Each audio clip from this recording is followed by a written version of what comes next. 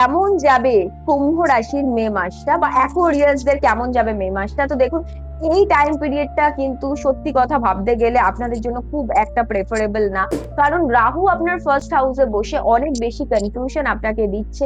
এই টাইমে নিজে থেকে কোনো ডিসিশন নিয়ে কিছু বলা, যদি আপনি বলেন, সেটা আপনার জন্য মোটেই ভালো হবে না। আপনি যদি নতুন রিলেশনশিপেও চলে আসেন, বা হয়তো নতুন আপনার বিয়ে হয়েছে, তাতেও কিন্তু আপনার নিজের পার্টনারকেই অচেনা বলে মনে হবে। আপনার মনে হবে যে সবাই খারাপ, কেউ আমায় ভালোবাসে না। আর এইটা যে মনে হচ্ছে না, এটা আপনি ভ্রমিত এখন। বিকজ রাহু এতদিন ধরে আপনার কুণ্ডলিতে রয়েছে, আপনার একদম ফার্স্ট হাউসে রয়েছে, তাই জন্য এইরকম মনোভাবটা আপনার হচ্ছে।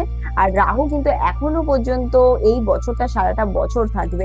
তাই জন্য টাইম পিরিয়ডটা অনেকটা ডিফিকাল্ট আপনার জন্য। একটু ভেবেচিন্তে ডিসিশন নিন, করতে হবে যে সূর্যদেবকে প্রতিদিন জল দিতে হবে, যারা স্টুডেন্ট আছে তাদের জন্য, এবং যারা অ্যাকোয়ারিয়াস এর এমনি নর্মাল যারা রয়েছেন তাদের জন্য।